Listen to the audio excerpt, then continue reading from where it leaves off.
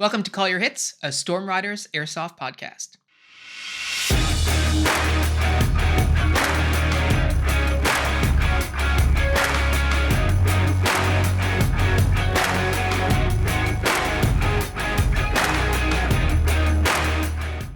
Thanks for joining us, everyone. A few weeks ago, we had Frosty and Josh on the show to talk about Operation Rising Tiger, their annual big Australian airsoft event held in New Zealand, because as we always remind our listeners, or for those who don't know, airsoft is not legal in Australia. So that means that every year, Aussie groups, including Oz1, the Aussie Assassins Milsim or AAMS, and ARC, Frosty's own team, organized a trip to New Zealand to play airsoft for several days in a row, many days in a row, in fact. And this year, the event was called Operation Rising Tiger, and it just finished. It ran from the 18th to 21st of October in Christchurch, New Zealand. And at the time of recording, it is the 21st in New Zealand, and we're going to do a real after action review with Frosty after the event. It's also worth mentioning that for a lot of the guys, they went to New Zealand for just much longer than the weekend, not just for this event, but for almost 2 weeks, basically, of playing airsoft, prepping for the airsoft event with their team, and playing a whole bunch of different styles of airsoft, etc. So, Frosty, mate, thanks for being in. Yeah, good. It's always good to come in and let the world know what's going on down here. Yeah, for sure. So, tell me a little bit about how you're feeling right now. You just got done playing for, like, let's call it 2 weeks. Are you riding a high or what? I'm riding something. I'm very tired. There's a lot of let's say 4 to 6 hour sleeping sessions that we're getting in, and a lot of running around every day. That's for sure. Yeah, it's the name of the game. This was the first time that you were rolling with your ARC boys and like new players on your team. Is that right? Um, no, I think technically last year was our first time rolling as Arc, and Oh, we right. did have Yes. a few, but yeah, we definitely had a couple new players this year. Um, and I think I definitely showed some incredible, performance, which I look forward to seeing them come back. So, how do you define an incredible performance, especially for a beginner? Like, what were you really impressed to see from these new guys? Sort of their just endurance and strength to keep going despite how new they were to this sport and other things in life that might be holding them back. I was just really impressed to see them come in and give it their all and then come out better afterwards. Hmm. And I'm assuming that they had a good time, and we'll get into the event in a little bit. Yeah, I mean, it seems like they all had a great time. They're all still out there smiling and laughing and talking about next year already. So that's always a good sign. Awesome. Yeah, that's great. How was it for you now that you've had the experience? This is something which I'm curious about, but given that we got a chance to play together for a couple of days at Iron Horse with a group of players who you knew who they were, but you didn't know who they were in terms of airsoft necessarily. What was that comparison like, playing with the Legion in Iron Horse, comparing to playing at Rising Tiger with Arc with some of your new guys? Like, how did you compare the two in your mind, and can you talk a little bit about some of the differences and similarities? Um, I think coordination was pretty much the same, but I mean, playing with different people that you talk to online it's a lot different in person, and that's why I think I encourage everyone to go out there and sort of connect with those players. And that's why I decided to invite Zippy to New Zealand this year to join me, because I figured Hmm. it's not really going to be the same without playing with people like Zippy, who I'm sure would love to share their experience. Um, and you can probably talk to him now if you want. Oh, okay. Yeah, get in here, buddy. Bill, what's up, bud? Hey, how's it going, man? So you decided to go down to to New Zealand after your experience from Iron Horse. Is that right? Yeah, yeah, that's correct. I don't know how this guy talked me into it, and he brought it up as a joke, and in the span of like 10 minutes, I was looking at flights, and yeah, just went all in. It was a pretty zany decision, but turned out really good. Totally worth it.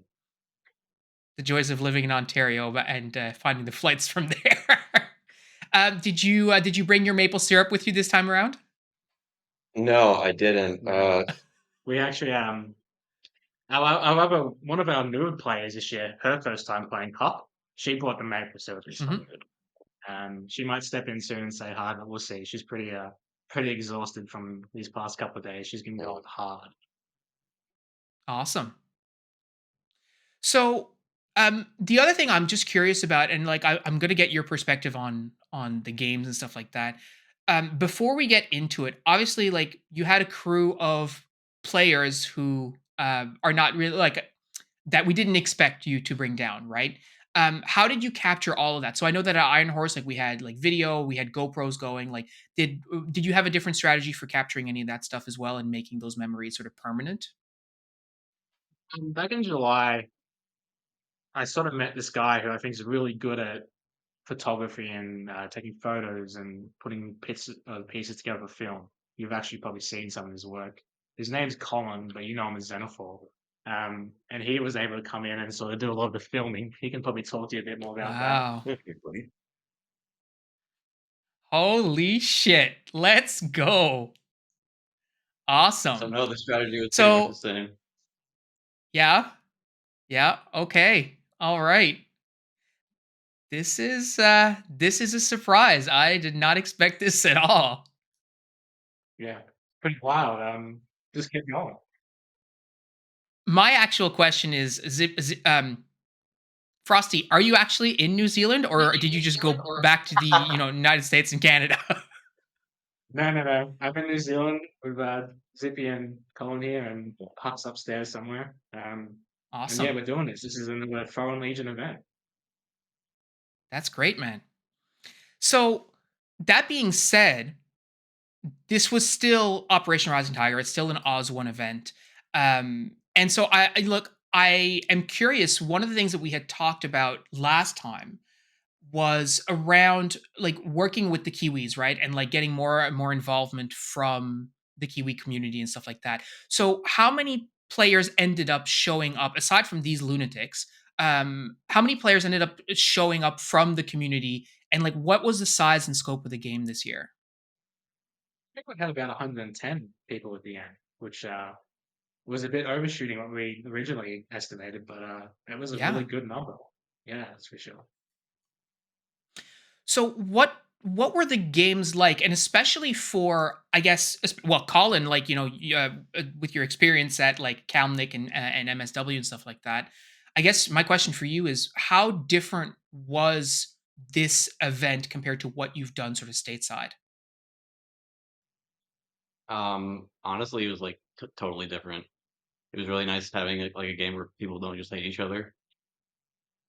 Like at Iron Horse, and definitely did Copperhead after Iron Horse, and like man, it was brutal. Um, but like the level of community here is so different that it's just like on a completely different level. Like I don't know if there's anywhere in the States where you have a like 100-person game where everyone is like at a restaurant after the game together, giving speeches. Yeah, like last Yeah. night there was a big like reservation dinner at a steakhouse slash bar. And yeah, same, just the level of community and bro hugging, like freaking dozens of people in the bar. I don't know where else you would get that level of just, knowing people for, this immediate group, the ARC group for like a week, but other people at the game only knowing them for 3 days and just having that level of friendship so quickly was insane. Yeah. And I guess that translates to the on-field attitude as well, right? Like in terms of um attitudes and how like I did see some of this a little bit at Iron Horse where people would be like, hey, good shot, man, like way to go or whatever, but that was sort of the exception. It didn't happen a whole lot. I guess that's probably very different vibes at an event like this for you guys as well, right, on the field. Yeah, I mean, it was pretty. Everyone was just kind of happy to be there overall. Like there was a Hmm. lot of like, man, good shot. man, I'm coming to get you. Like, hey, my friend over there, I'm gonna come, come get your ass. Yeah, yeah, the back and forth, like, as we had squads pushing opponents, like friendly chirps and shout outs from side to side, I hadn't seen before and was just hilarious. Like the friendly taunts back and forth during attacks of the fans was great. Everyone's happiness level is just infectious. I mean, seeing the ARC guys, we all kind of arrived within a few days of each other, and seeing these guys pick up blasters for whether the first time in a year or the first time in their life, just seeing, their faces beaming at looking, seeing the gear. It's just totally infectious. Like you would struggle to not be happy seeing these guys play. It was just an awesome energy. That's awesome. And like I think based on what I'm hearing, I mean, and we've talked about this before, but people sort of sleep on the Aussie New Zealand airsoft community, right? Like talking to you guys about this event and as well talking to Jono about special effect. Like there's a lot of stuff going on down there, and you don't really, it doesn't really register on the radar of, let's call it, mainstream airsoft, right? We don't really think about it, but there's a lot of value there. I'm curious about how the games actually went, right? So you had your 100 plus people, and all of your objective stuff planned. I know when we talked to Josh, he had a bunch of secret stuff that he couldn't talk about. What were the games like for you guys? Like, what were some of your key objectives and like your key moments, aside from just like vibing with the boys? Um, no, it was really good. Obviously, the vibing with the boys was super important. Having my art people already friends with each other, getting to have this enjoyment, and then I think what made it super beneficial was having Colin and Zippy arrive a couple of days before them. It gave them an opportunity to sort of get comfortable here, and then when they did arrive, they were able to build that camaraderie before the event. So when they got on the field, they were super stoked to sort of work together and see what these guys are bringing from the north, and to also show off how we do it in the south. But Hmm. as for gameplay, it was very. I think it was an adventure. Um, Zippy kept telling me all weekend, "This is the most I've ever shot in my life." Yeah. And Colin, like we did CQB 2 nights before the main event, and Colin says that was the most chill, casual airsoft I've ever played. Like you just don't get that in the States. And I said, yeah, because at the end of the day, we are just here to sort of have fun and shoot each other. We don't care about the score as long as everyone's calling their hits and at walking out still smiling. That's what it's about. But for the Yeah. main actual gameplay, it was a lot of just pushing and okay, I lie. We started off on the Friday holding an objective that wasn't important, a lot like Ironhorse. Um, Hey, it after was the important. It after, was. no, it wasn't. I tried calling into command, which we weren't on command, but from what I could tell, the field we were at, the location was not important. So I said, "Stuff this. Let's go do something fun." And I don't think, yeah, we all, Zippy, Colin, Huck, and I all pushed south of another squad, and sort of did this big flank to take a mound that everyone was just hitting against all day. Once we hit that mound, and this was my hero moment, I think, for the week. We had like 5 guys covering me. I just sprinted across the road, climbed from the mound, shot down at all these guys. I think there was 7 of them there. I don't know how many of them were already dead, but I just shot everyone I could see. Uh, Looked back at everyone and was like, "Yeah, get over here. We're going. They're all dead. Let's keep pushing." And that set the tempo for the weekend. Once we hit that mound and kept pushing deeper into enemy territory, it set the tempo of we just need to be aggressive and take what we want. We can't, as much as we had a good defense, it just felt like we were defending dirt. Um, Hmm. yeah, that was the tempo that needed to be set that Friday evening, and we kept it for the entire weekend, which I think is what led us to win in the end. Yeah. Like during that push, like Frosty said, we did a friggin' wide flank, like textbook drill 1 alpha, as Colin would call it. And yeah, it just started a snowball. Like we did that wide flank and we're just rolling through the forest, gaining more and more ground. And, Colin's kind of like bouncing in front of me and he had his morale flag on the back of his rock. And I'm just keep my eyes on the stars and stripes, follow the American flag through the forest and just built and built this momentum. And yeah, we finally took the mound and, met up with the opposing players who had been hit and totally hugged it out there. And then game end was a few minutes after, and that absolutely set the mood, I think, for the rest of the weekend to just not be complacent, sitting, covering, checked out in stalemates, and to just look for those angles and opportunities to pull off these maneuvers and get stuff going, keep rolling objectives. And did you find, especially like Colin, I hear that you're like running through the woods with your stars and stripes. Did you find that your play style was very different than some of the other players? And like, especially like I think about like the newer Australians who are just experiencing airsoft for the first time. Like, were they latching onto that, and were they sort of like following along, or what was that experience like? Um, yeah, I mean, a lot of times if you just like sprint forward, people will follow you. So Yes. Yeah. also it takes the you kind of look real cool when you're just like strolling down the middle of the forest as like enemies are in front of you. But like since you played a lot of airsoft that they're like way out of range, and people will like just stand up and follow you when they're 500 feet back and like completely ineffective. Hmm. Yeah. So day one was by the sounds of it, Frosty taking the hill like a badass. What was day two like? I guess as well. Like, I mean, I should ask, but like, you didn't have any like weather related concerns this year. Nothing, no game stoppages like last year. Um, so what was day two like? The main event. Day two. Day two. What did we do day two? Was it morning of day two? We had a bit of a stalemate going, or That that was that was The gorse bushes. that, but also yeah. the road, right? The road was like we're on opposite sides of the road and no one can push. Am I Yeah. correct? And that was when like you guys were all like stuck in the trenches. Yeah, yeah. Me, Zen, and You did. Hunter like hit the north road, ran all the way down it, and like we're all the way around them. Yeah. So the field is kind of longer than it is tall, and there's a road that mostly bisects it through the middle.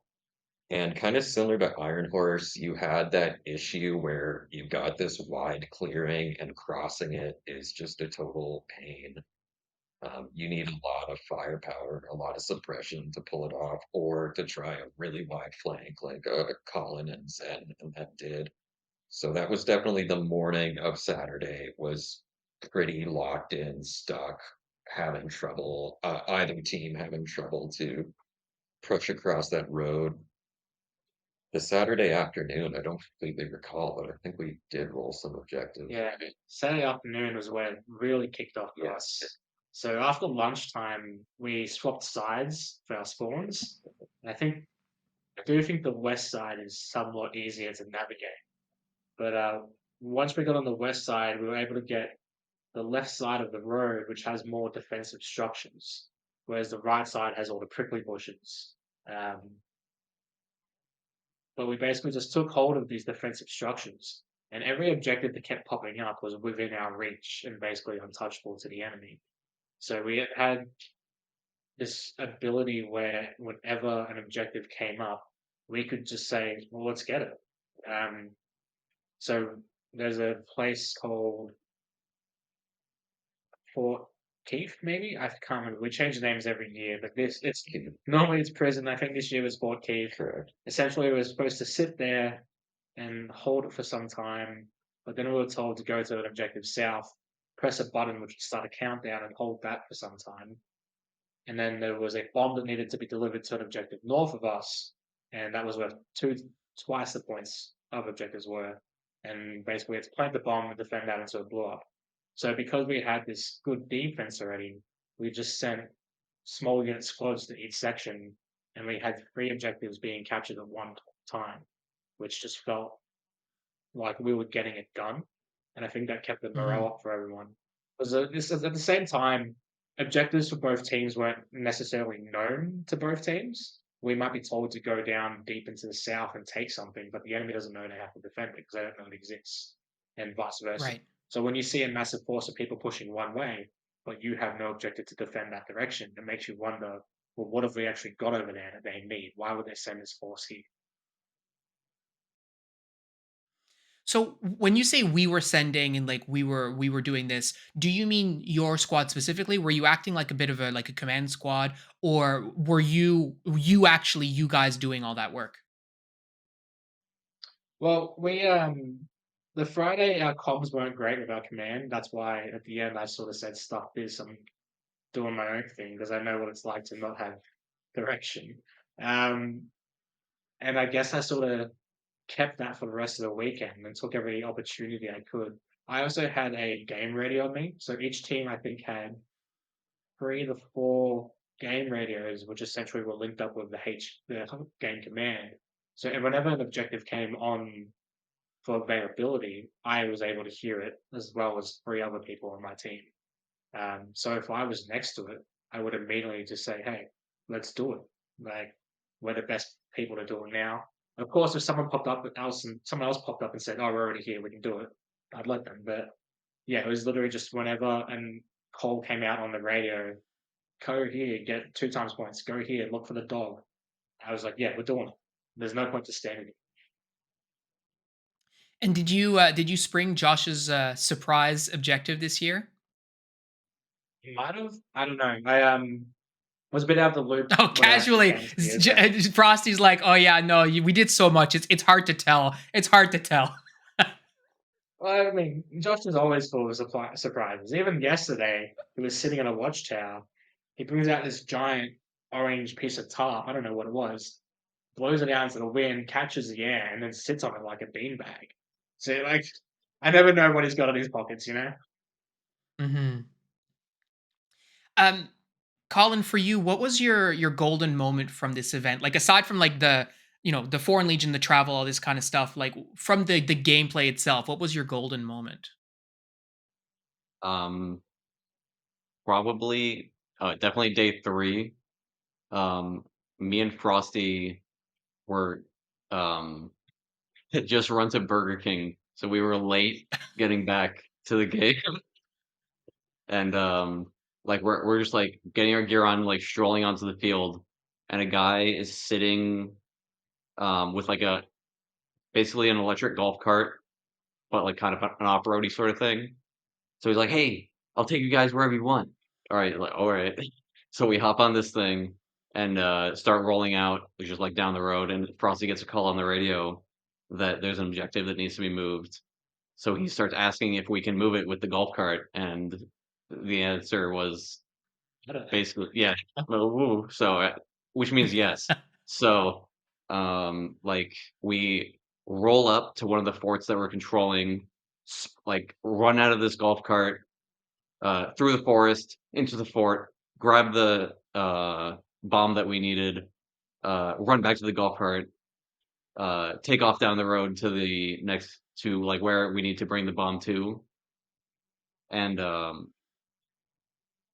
really the where the bomb needed to go was in the northeast corner of the map, kind of like right above their spawn, but like not in the direction of movement for how the game was flowing.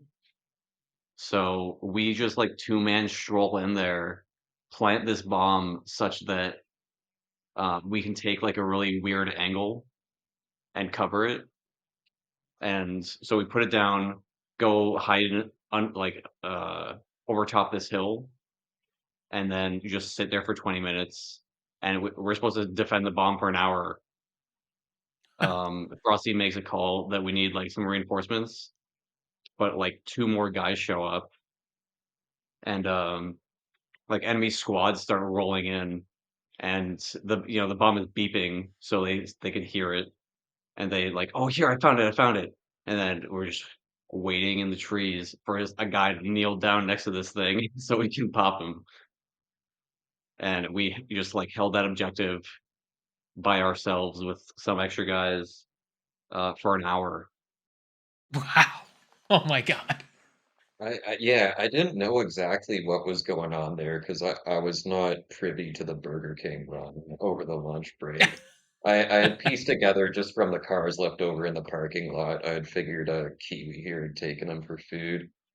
But the start of that afternoon round, I was basically stuck in a firefight in the woods with some dudes and not making much progress when I see, yeah, this like electric like quad UTV thing like roll down with these two like rocking the full operator gear with their pit vipers like hanging off the back of it. Meanwhile, I'm in a Chicom vest looking like a murder hobo in comparison. And they just take off down the gravel, and I'm like, what the frig is going on with these boys? And then I didn't get the full like picture of what they were doing, but over the radio, all of the only updates I'm ever hearing about Frosty are that they're still holding this very far like northeast corner of the map, and it's like I'm thinking like, should I be getting over there? Like it's a total. I would have to go all like a huge flank all out of the way, and then after the fact, I pieced together in here that yeah, these guys just two-man like held down like frickin' Fort Knox over there, just completely impenetrable Nice. defenses. Yeah, it was insane. What were you doing at that time, Zippy? Um, that would have been the afternoon. I was working with basically the rest of ARC squad, sort of central area of the map. Around, I said there's that road that bisects it. We had crossed over the road and we're trying to make a bit of a push. It's not like the enemies were total pushovers, like the opposing players didn't, like they basically had an objective on a lock and we didn't get to fully push and take it, but we pretty much had them at their back line and they had set up like pretty tough there. So yeah, that whole afternoon was nearly just a constant assault trying to take this one area called they call it Tank City, I guess. It's got some like mock wooden tanks, but yeah, I mean we had rolled pretty deep onto their side, but once we hit that Tank City, like all afternoon was just back and forth. I was running as medic, so I was basically just sprinting around, reviving people and stuck in firefights all afternoon. What was your golden moment from the weekend? Okay, so cop out answer would be like the bar slash steakhouse last night because boys, come on. It's just Yeah. the energy and the hugs and like broing out with everyone was just incredible. Yeah, like when they did a shout out to the international players, which Canada and the States, but everyone just broke out into a chant of USA. It was awesome. I didn't know how good it feels to chant USA. That is just great. You got three really strong syllables. That rocks. Um, Zippy's but blood is red, gameplay white, and wise, blue now, I guess. gameplay wise,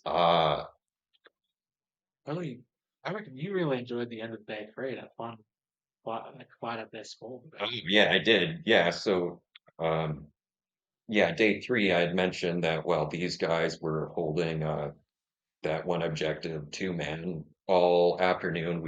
The rest of us had been trying to assault the tank city, and then finally, end of day three, maybe in the last half hour or so, more squads kind of started rolling in to back us up. And as they rolled in, it was like watching the cavalry arrive, right? And we just slowly, bit by bit, started to push up.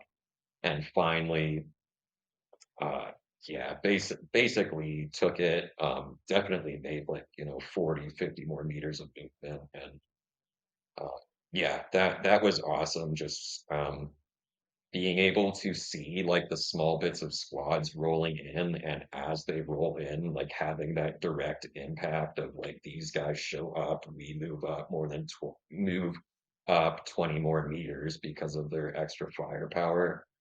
Hmm. That was the cool thing about the whole event was you're at like the quantity of players, you're at that kind of level where you've got enough dudes to do, more larger scale movement, coordinated movements and stuff when you are able to pull it off, but still small enough group that the effect of like one squad, like one stack of dudes, is still very obvious.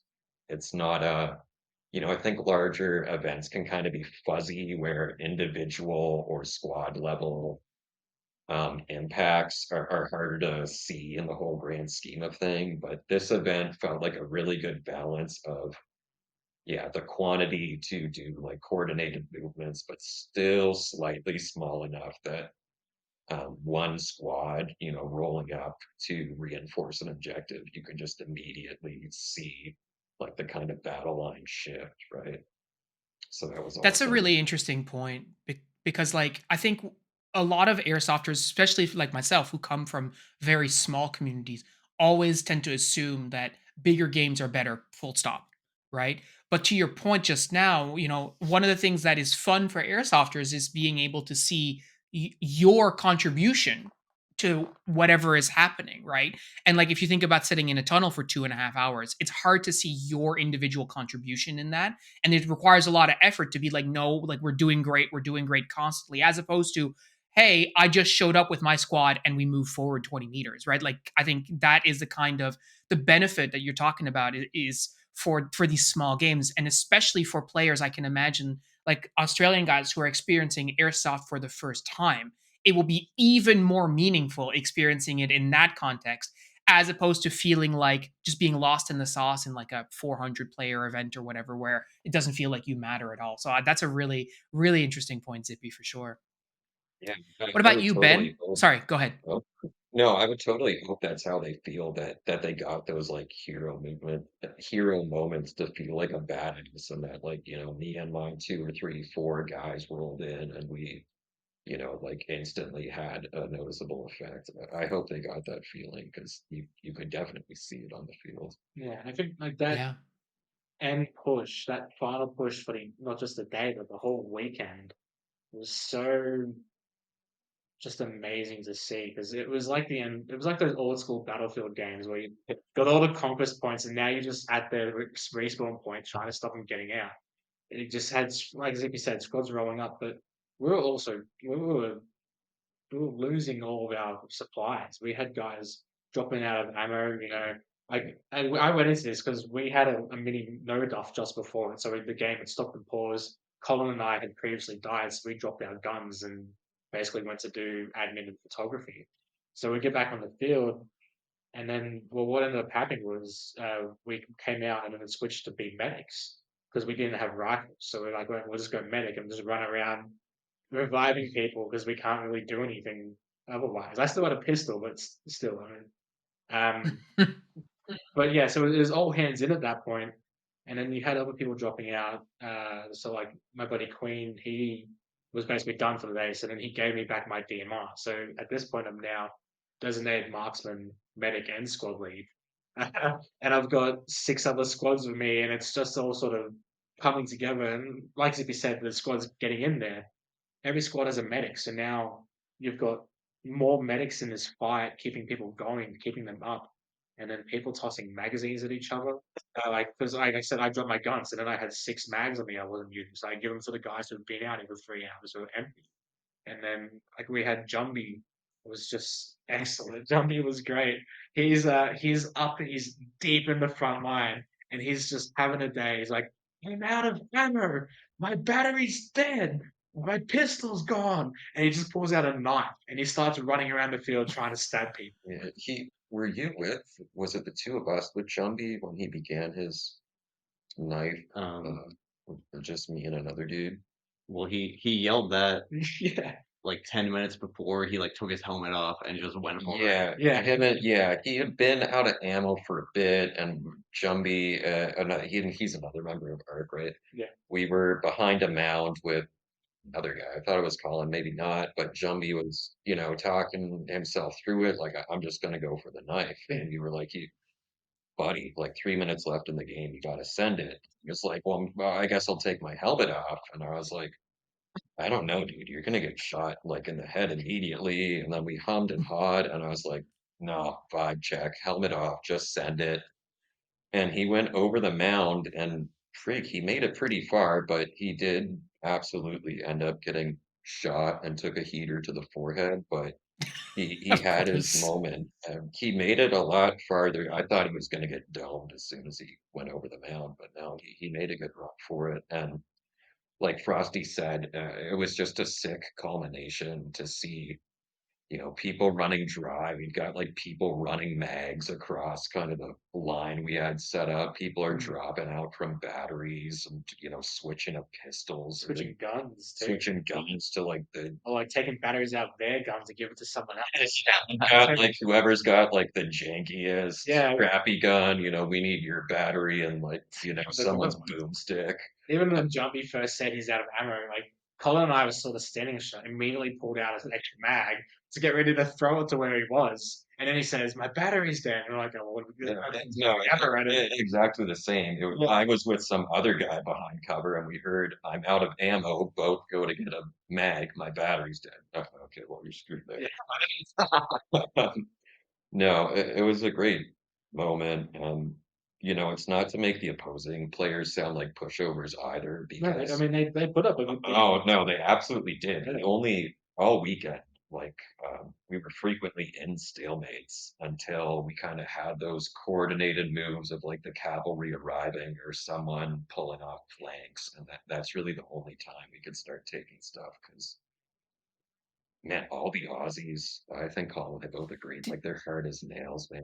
Like super athletic, the whole violence of action thing, like these guys are just so ready to go at the drop of a hat. There's never catching their breath, nothing. Like they're total freaking freaks, just always ready to send it.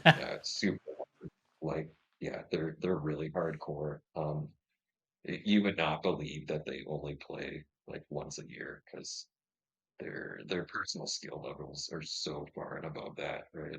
Yeah, Zen specifically is an absolute animal. Oh, Zen is unhuman. Like the first day I got here, Frosty was showing me like gameplay videos of I don't know if you guys played like some scrims like a week before or something, and he had some helmet cam footage or GoPro footage that you can see Zen in, and I was like, this is not a dude that plays once a year. Like, what is going on with? He's bumping shoulders. He's like pieing rooms effectively. He's sprinting like a madman. We played a CQB game the first week, a casuals, the casual game Colin mentioned, and Zen put on a gas mask, and I don't know at our local fields, it's usually a red flag for me that someone's going to be huffing and puffing out of breath at spawn, role playing in their gas mask, but Zen Yeah, was just legit. freaking running circles around everyone in his gas mask, seemingly unimpeded. The dude's an absolute animal, and it's awesome to watch, like just how enthusiastic these guys are. Their endurance, their absolute strength to just constantly go.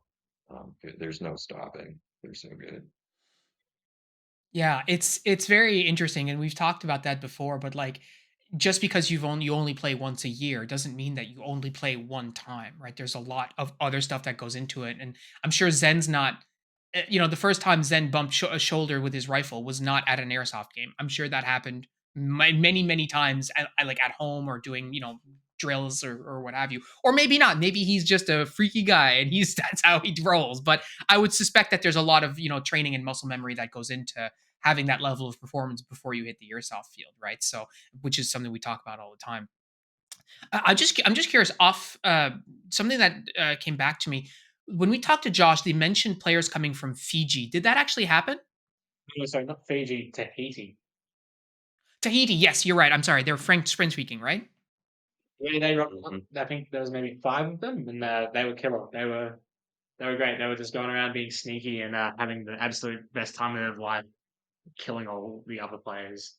Uh, super motivated, super positive vibes for sure. Definitely the type of guys we want to bring to our events, and I hope they had a great time and come back. That's awesome. Were they rolling with you guys or on the other team? No, I think they were on the other team. I think they were the guys we shot first at when we planted the bomb. Yeah. That you could hear the French. Yeah, they were speaking a language. I was like, that's not English, but it's something. How cool is that though, right? Like Yeah. different experience. So I think back to our time at Iron Horse, and like there was never a time that I felt that we didn't excuse me, that we didn't have control, right? Pardon me. Like, so I'm just saying that again. I think back to our time at Iron Horse, and like there was never a time that I felt like we didn't have control. Like we were in positions, we knew what was happening, and Zippy said, and again, like we're not taking anything away from the team at this event.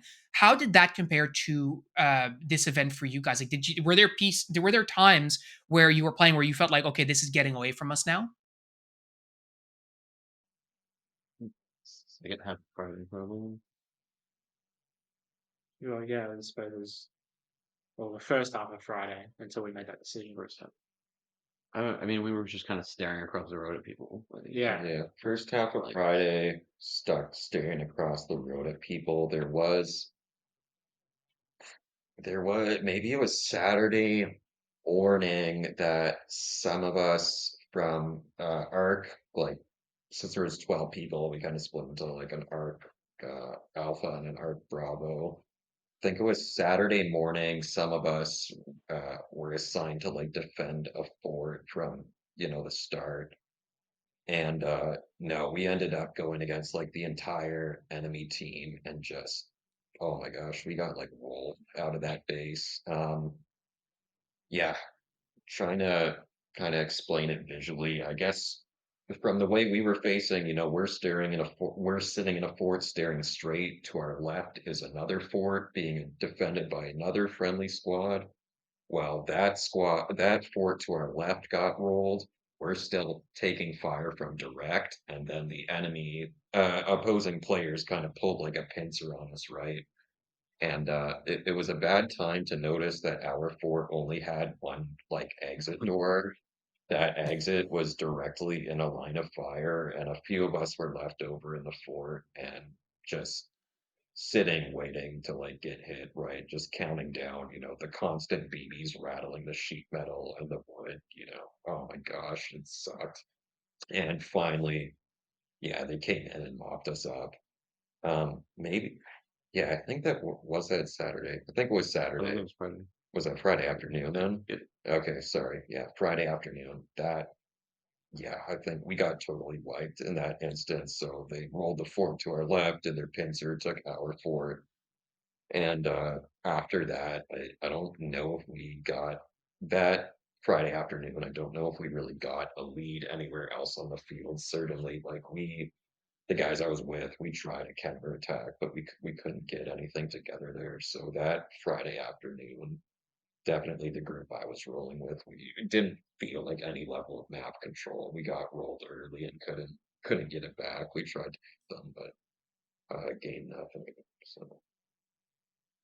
Yeah, good job by the other guys, right? Like I think that's I think by what I'm hearing too, like there's this the other guys came to play as well, right? They're in the same boat that your guys were. Like they're highly motivated on your team. I'm sure on the other side, they're just as motivated to get their airsoft experience. And many of them, I'm sure, were there for not just the event, but same sort of deal with Frosty, like being there longer for multiple games and stuff. So it's not their first. There's not their first rodeo, not even their second rodeo.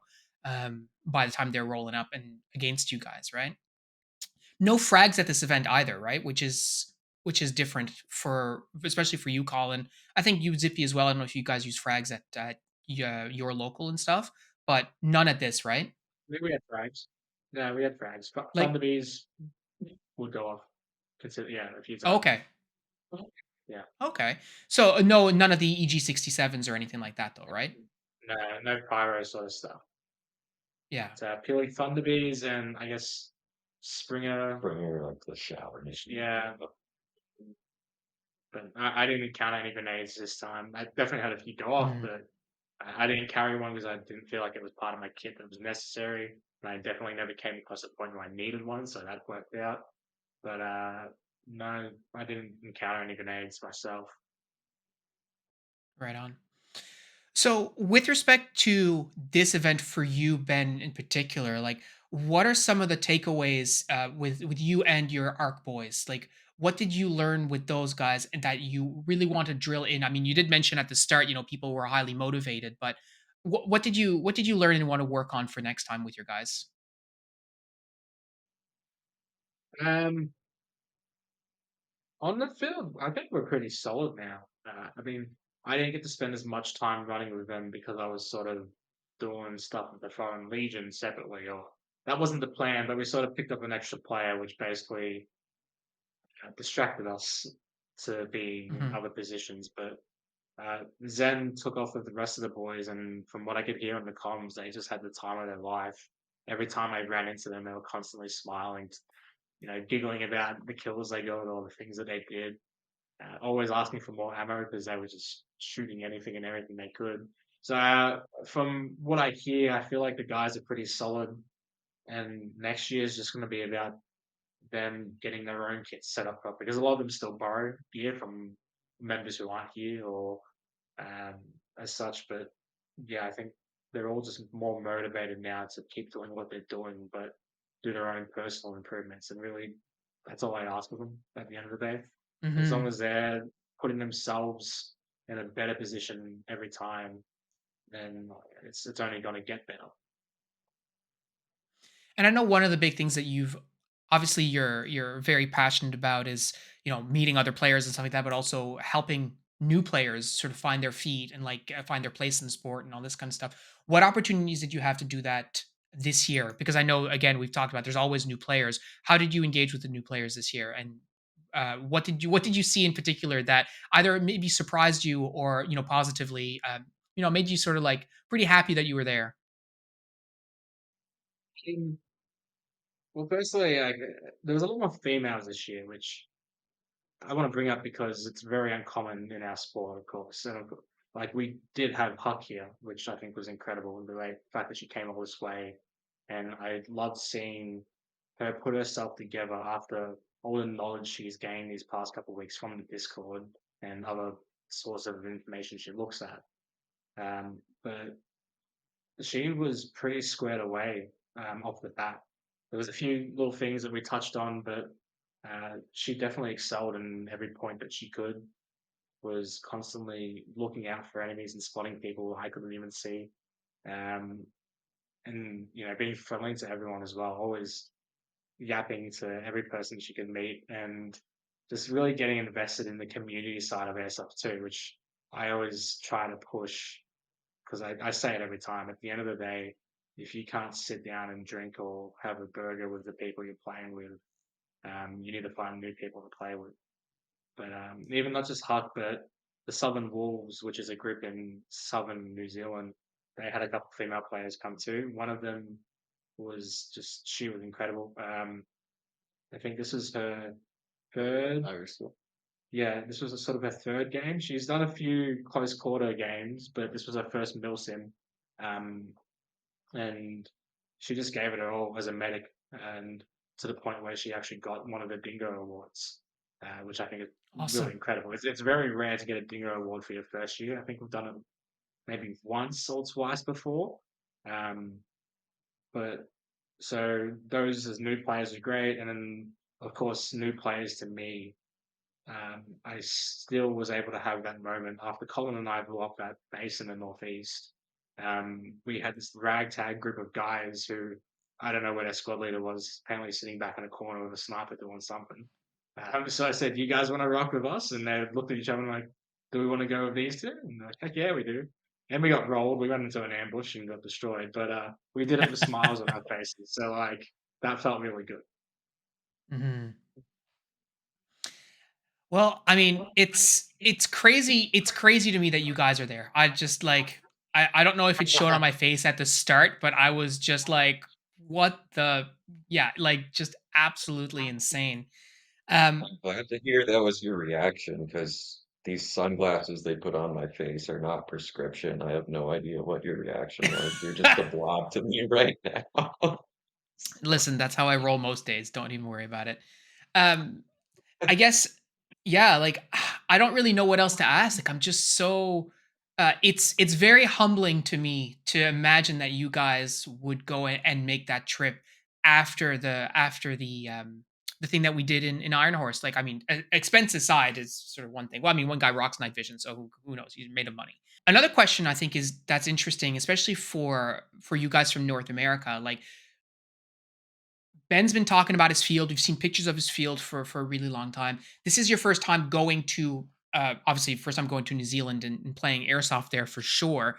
What was it like for you experiencing a field in a completely sort of different biome that you've only seen sort of pictures on and like had someone describe to you, but never actually experienced? How different was it for you guys?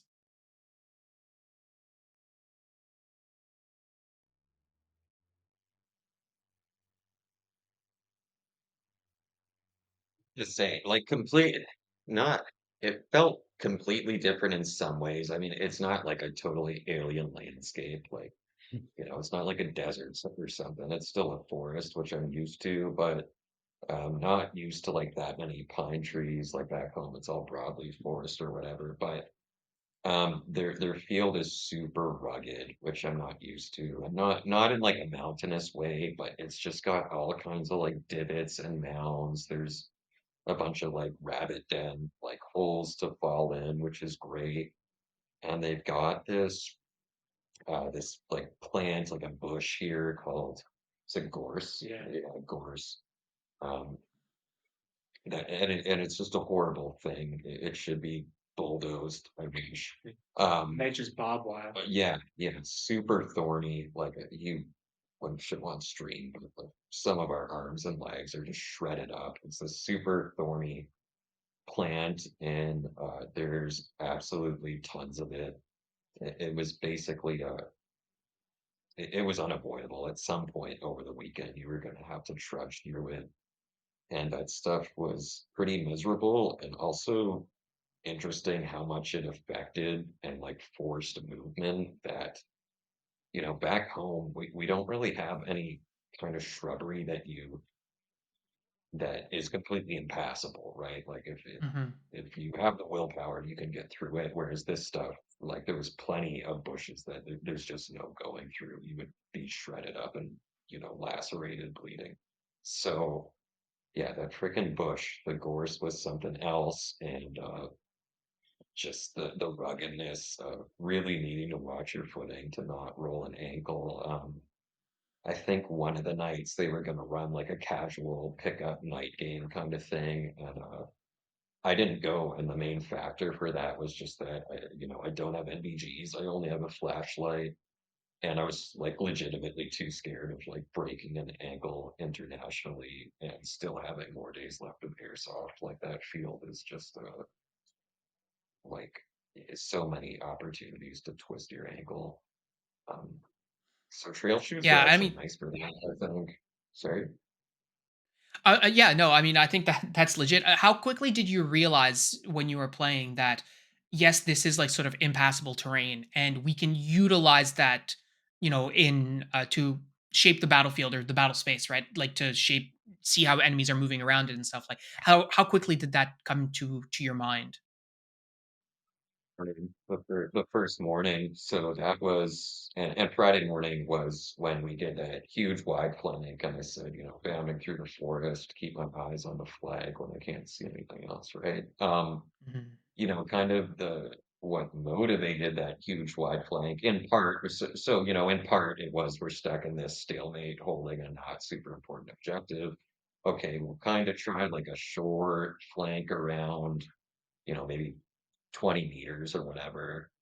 And we think we have a little trail through the gorse bush that we can get through, and then no, like it's a solid wall.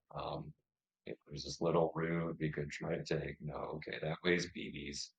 So at this point, we're forced to just book it to do this super wide flank because there's just no getting around this darn bush, right? And So yeah, like Friday morning, like maybe halfway through that morning round of gameplay, it became pretty obvious that this stupid bush was going to shape the way that like battle lines are drawn and how flags are pulled. But Right. Yeah, like And we what were about trying you, to hit a Colin? flank Sorry, go Saturday ahead. morning. We were trying to hit a flank Saturday morning. Like we're all right, we're back in the middle staring at each other across this road. Like what are we gonna do? All right, we're gonna go right this time instead of left. And me, Zen, and Connor, one of the art guys, go probably 50 meters to the right, like down into the gorse, and it is just a nightmare. Like we're like trying to push through it. Maybe we like theoretically there might have been a path, like there's some like path that the rabbits kind of push down and you can crawl through it. But we get like 20 meters in and there's probably 60 meters to go, and it's like we're just turning around, all right.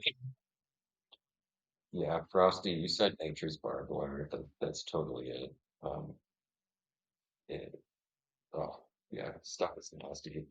Yeah, And especially in these sort of games where you do want to try and go prone every opportunity you can. It's the worst when you see a bush or a pine area and you think, oh yeah, that's good, I'll go prone there.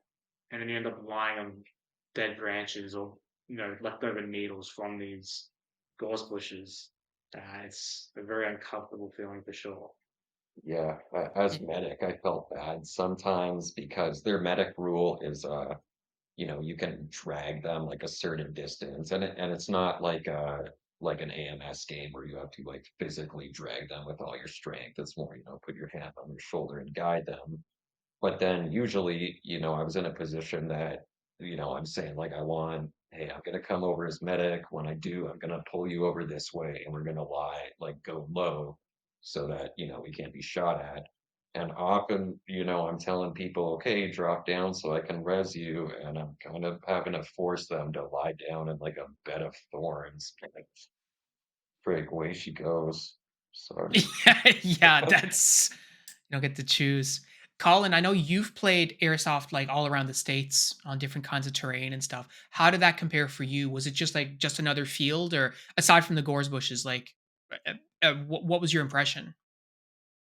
Um, yeah, I mean, coming out of like comic, like it was a lot easier than the 100 up and down the 100-foot ravine. Hmm. Plus I've been doing like a lot more cardio recently, so like I was kind of chilling the whole weekend. Um, and yeah, because like if we go play in the forest, Colorado is all like pine forest, so that's all similar. Like the stupid bush is really the It's a feature, not a bug. yeah, it's like it. Some parts of it are actually just like trench warfare simulator, which is cool.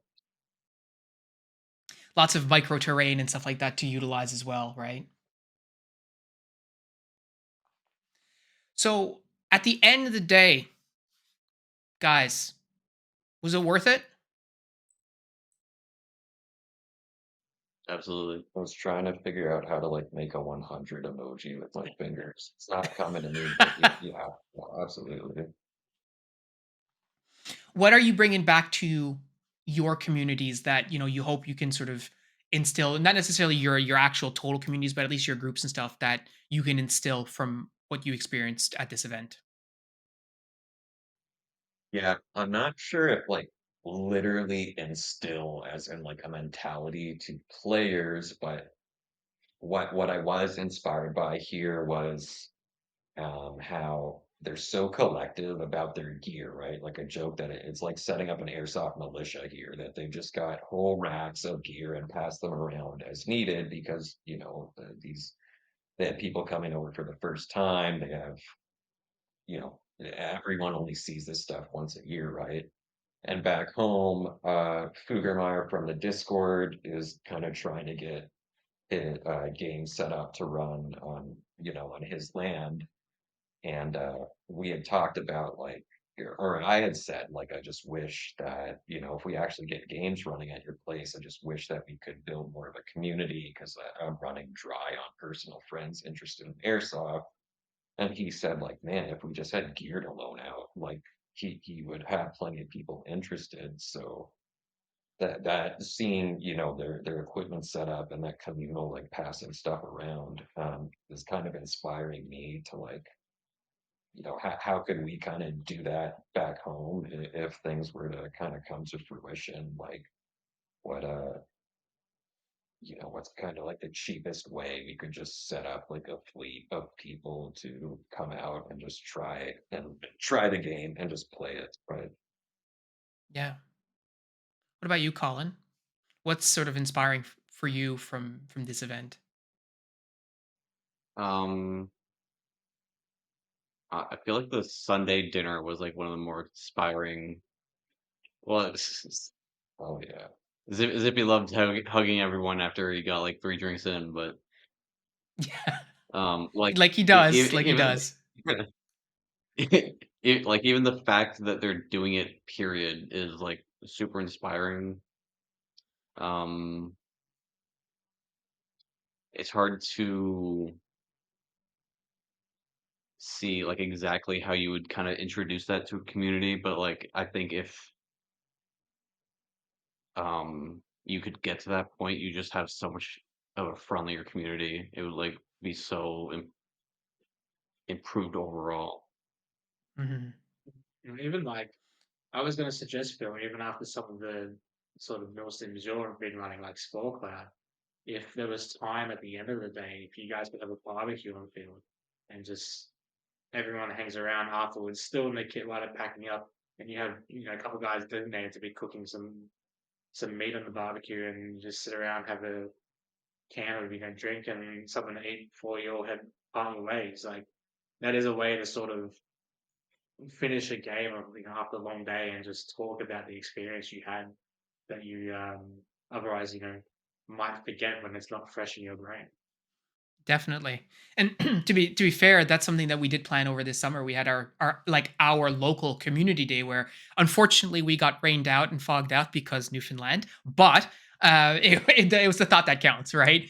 Um, yeah, absolutely. I think there's a lot to be said for building that sort of rapport, and it's hard to do in an event where you've got 400 disparate players showing up at like Guardian Training Center, and then you have to leave immediately once it's done because Guardian has other stuff to do compared to you have a field that you can use and you can have an event or like the Dingo Awards, which I don't know if you guys were familiar with the Dingo Awards ahead of time, but like that kind of stuff is really meaningful, and especially if you're a brand new player like that lady who you were saying got the Dingo Award her first time out, like that's very meaningful, and it creates these sort of memories where people prioritize that and think that that is important way more than, oh, I blasted that guy at like 45 rounds per second, or just that sort of arms race escalation, like that becomes less important compared to the other stuff. So, and I think it's interesting because that's very important to you, Frosty, and therefore that translates into, oh hey, so well, we had the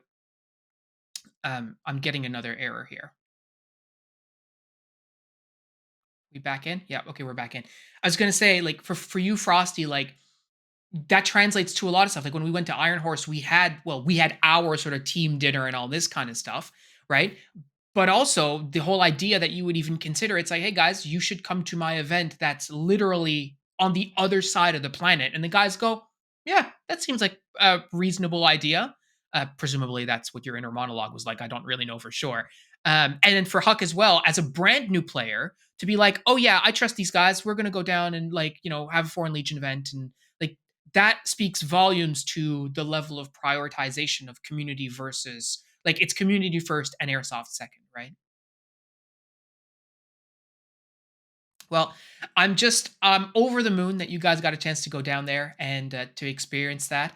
I would have loved to be in the know, but I think the surprise and the way that my stomach did like a complete backflip when I saw Zippy show up, and then and then yeah, it's just absolutely insane. Yeah, did you So have I'm any idea? Not a clue. And the only thing that sort of prompted my mind is yesterday Huck in the Discord was talking and said something that Colin thought Kevin's gun was like stupid, or I'm We said that paraphrasing or today. Yeah, whatever. that was today. And Yeah. I was like, what, like I don't know which Colin she's referring to because it couldn't Yeah, be you because you're like wherever else. that's what Zippy said. He And said Zippy is like that implies, huh, that you're like with Colin right now. That's like, yeah. Yeah. And so at that point, I was just like, whatever, that's kind of weird. And then, anyways, now as soon as I saw Colin show up, and then you mentioned Huck, I was like, Yeah, "Ah, and I yeah, mean, did you I see get it." those pictures I posted yesterday?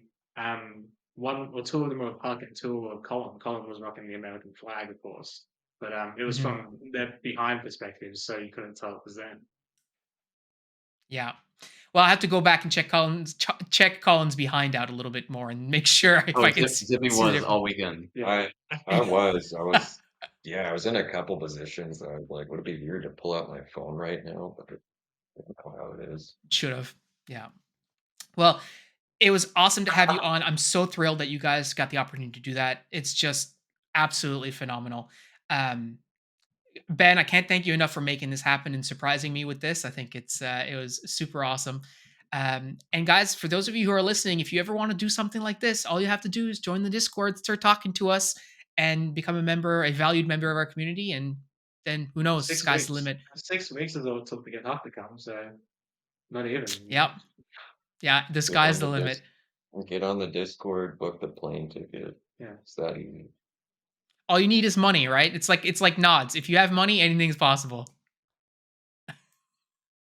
Well, guys, thanks for being here. For those of you listening, thanks for listening. That's all we've got for you this week, and we will talk to you next week. Take care.